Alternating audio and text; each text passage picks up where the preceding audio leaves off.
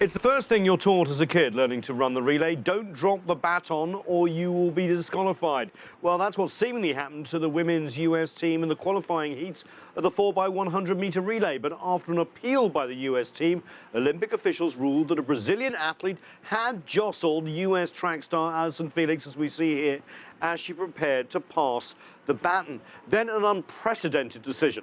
The US women's team would be allowed to rerun the race on their own.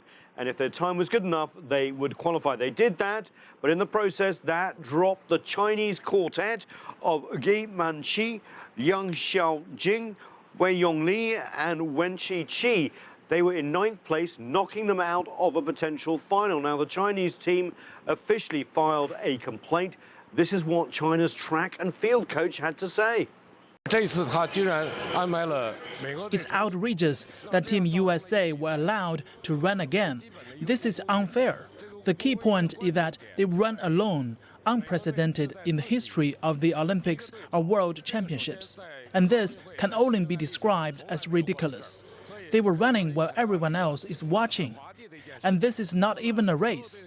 According to the rules, the results are only valid when at least 2 teams are in the competition. Now, this may seem a little harsh on China because there's never actually been essentially a do-over where one team was allowed to rerun a race all on their own.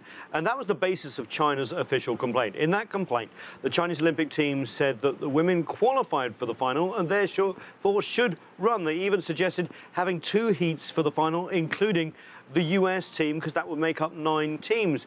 But what many people are considering a cruel twist, the Chinese 4x100 women's team will now not get their shot at a medal. And as you can imagine, Chinese social networks have been ablaze with criticism, and it's been overshadowing more success for China, especially in the diving, as we've seen, and in the women's race walk just completed. Nathan King, CCTV, Washington.